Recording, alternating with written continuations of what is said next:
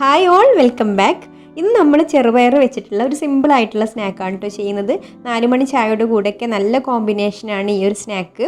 അപ്പോൾ വീഡിയോയിലേക്ക് പോകുന്നതിന് മുമ്പ് ഒരു കാര്യം കൂടെ പറയാനുണ്ട്. നമ്മുടെ ഗിവ്-അവേയിൽ എല്ലാവരും പാർട്ടിസിപ്പേറ്റ് ചെയ്യുക. ഗിവ്-അവേനെ കുറിച്ചിട്ടുള്ള കൂടുതൽ ഡീറ്റെയിൽസും അതുപോലെ ഗിഫ്റ്റൊക്കെ എന്താണെന്ന് അറിയാനുള്ള ലിങ്ക് ഞാൻ ഡിസ്ക്രിപ്ഷൻ ബോക്സിൽ കൊടുക്കാം കേട്ടോ. ആ ഒരു വീഡിയോ കണ്ടാൽ മതി. അപ്പോൾ നിങ്ങൾക്ക് എങ്ങനെയാണ് ഗിവ്-അവേയിൽ പങ്കെടുക്കുക എന്നും ഗിഫ്റ്റ് എന്താണെന്നൊക്കെ കാണാം. അപ്പോൾ നമുക്ക് പെട്ടെന്ന് തന്നെ ഈ ഒരു സ്നാക്ക് എങ്ങനെയാണ് തയ്യാറാക്കുക എന്നുള്ളതൊന്ന് നോക്കാം. അപ്പോൾ ഈ ഒരു സ്നാക്ക് ഉണ്ടാക്കാൻ വേണ്ടിയിട്ട് ഞാനിവിടെ 1/2 കപ്പ് ചെറുപയർ എടുത്തിട്ടുണ്ട്. അതൊരു ബൗളിലേക്ക് ഇട്ട് കൊടുക്കാം. മെഷർമെൻറ്റ് കപ്പ് ഇല്ലെങ്കിൽ ഗ്ലാസ്സിൽ അളന്നെടുത്താലും മതി കേട്ടോ. നമ്മൾ ചായ കുടിക്കുന്ന ഗ്ലാസ്സിന് ഒരു ഗ്ലാസ് ചെറുപയർ എടുത്താലും മതി. ഇനി നമുക്കിതിലേക്ക് വെള്ളം ഒഴിച്ചിട്ട് ഇതൊന്ന് നന്നായിട്ട് കുതിർത്തി എടുക്കണം. അപ്പോൾ ഞാനിവിടെ രാവിലെയാണ് കേട്ടോ ഇത് വെള്ളം ഒഴിച്ച് വെക്കുന്നത്. രാവിലെ വെള്ളം ഒഴിച്ച് വെച്ചാൽ നമുക്ക് വൈകുന്നേരം ആകുമ്പോഴേക്കും നന്നായിട്ട് കുതിർന്ന് കിട്ടിക്കോളും. ഇനി നമുക്കിത് അടച്ച് വെച്ചിട്ട് മാറ്റി വെക്കാം. ഇപ്പോൾ നമ്മുടെ ചെറുപയർ നന്നായിട്ട് കുതിർന്ന് വന്നിട്ടുണ്ട്. ഇനി ഇതൊന്ന് കഴുകിയതിന് ശേഷം വെള്ളമൊക്കെ കളഞ്ഞിട്ട് നമുക്കിത് ഇതുപോലെ ഒരു അരിപ്പയിൽ ഊറ്റി വെക്കാം. ഇനി നമുക്കിതൊന്ന് ക്രഷ് ചെയ്തെടുക്കണം. അപ്പോൾ ഞാനിവിടെ മിക്സിയുടെ ചെറിയ ജാർ എടുത്തിട്ടുണ്ട്. അതിലേക്ക് മുഴുവൻ ഇട്ട് കൊടുത്തിട്ടില്ല കേട്ടോ. ഈ ഒരു ജാറിൽ കൊള്ളുന്ന അത്ര ഇട്ട് കൊടുത്തിട്ടുണ്ട്. അല്പം അവിടെ ബാക്കി വെച്ചിട്ടുണ്ട്. ഇനി ഇതൊന്ന് നന്നായിട്ട് ക്രഷ് ചെയ്തെടുക്കാം. ഒരുപാട് ഫൈനായിട്ട് അരച്ചെടുക്കണ്ട കേട്ടോ. ഫൈനായിട്ട് അരഞ്ഞ് കിട്ടില്ല. ചെറുതായിട്ട് ഒരു തരിയോട് കൂടിയിട്ട് ആണ് നമ്മൾ അരച്ചെടുത്തിട്ടുള്ളത്. ഇനി ഇതൊരു ബൗളിലേക്ക് മാറ്റാം. ഇനി അതേ ബൗളിലേക്ക് തന്നെ നമുക്ക് ബാക്കിയുള്ള ചെറുപയർ ഇട്ട് കൊടുക്കാം.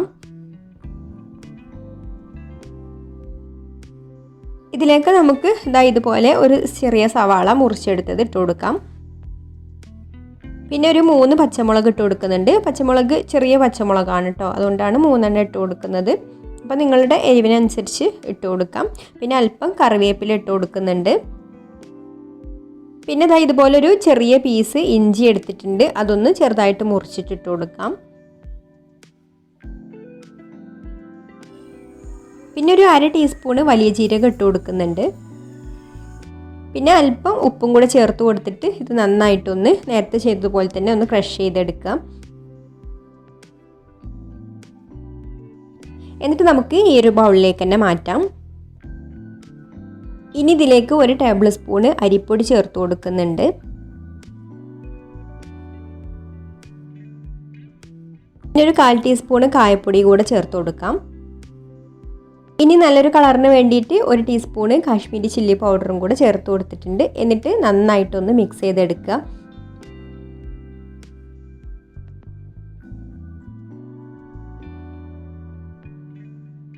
എന്നിട്ട് കൈ വെച്ചിട്ട് തന്നെ ഇതുപോലെ ഒന്ന് കുഴച്ചെടുക്കുക. അപ്പോഴേ ഉള്ളൂ എല്ലാ പൊടികളും എല്ലാ ഭാഗത്തും ഒന്ന് എത്തി കിട്ടുള്ളൂ. ഇനി ഇതിൽ നിന്നും ഇതുപോലെ കുറേശ്ശെ എടുത്തിട്ട് നമുക്ക് കയ്യിൽ വെച്ചിട്ടൊന്ന് പരത്തിയെടുക്കാം. നമ്മൾ പരിപ്പ് വടയൊക്കെ ഷേപ്പാക്കുന്നത് പോലെ ഷേപ്പാക്കി എടുത്താൽ മതി. നല്ല തിന്നായിട്ട് വേണം കേട്ടോ ഇത് പരത്തിയെടുക്കാൻ.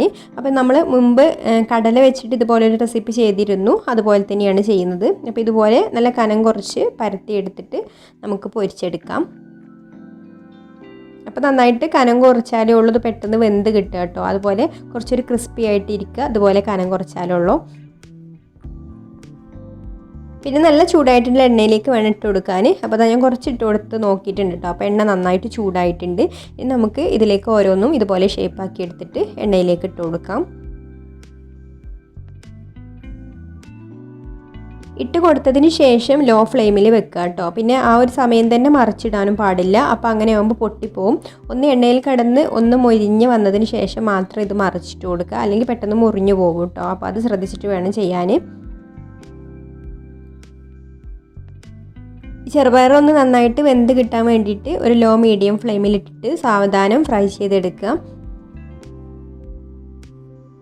അപ്പോൾ ഈ ചെറുപയറൊക്കെ വെന്ത് കഴിഞ്ഞാൽ ഈ വട ഇതിൻ്റെ എണ്ണയുടെ മുകളിൽ ഇതുപോലെ പൊങ്ങി നിൽക്കും കേട്ടോ. അപ്പോൾ നന്നായിട്ട് വെന്തു എന്നാണ് ഇതിൻ്റെ അർത്ഥം. ഇനി ഹൈ ഫ്ലെയിമിലിട്ടിട്ട് ഒന്നും കൂടെ നന്നായിട്ടൊന്ന് മൊരിച്ചെടുക്കാം. ഇപ്പോൾ മൊരിഞ്ഞിതാ നല്ലൊരു കളറൊക്കെ ആയി വന്നിട്ടുണ്ട്. ഒരു ഗോൾഡൻ ബ്രൗൺ കളറായി വന്നിട്ടുണ്ട് കേട്ടോ. ഈ ഒരു കളറാവുന്ന സമയത്ത് നമുക്കിത് കോരിയെടുത്തിട്ട് ബാക്കിയുള്ളതും കൂടെ ഇതുപോലെ തന്നെ പൊരിച്ചെടുക്കാം.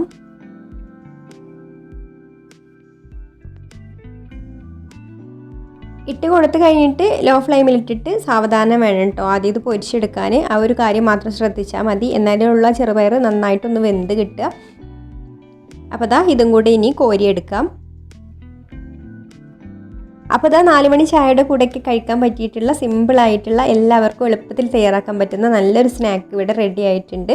അപ്പോൾ നിങ്ങൾക്കൊരു വീഡിയോ ഇഷ്ടമായിട്ടുണ്ടാവും എന്ന് വിചാരിക്കുന്നു. ഇഷ്ടമായിട്ടുണ്ടെങ്കിൽ ഒന്ന് ലൈക്ക് ചെയ്യുക, ഷെയർ ചെയ്യുക, നിങ്ങളുടെ അഭിപ്രായങ്ങളൊക്കെ താഴെ കമൻറ്റ് ചെയ്യുക.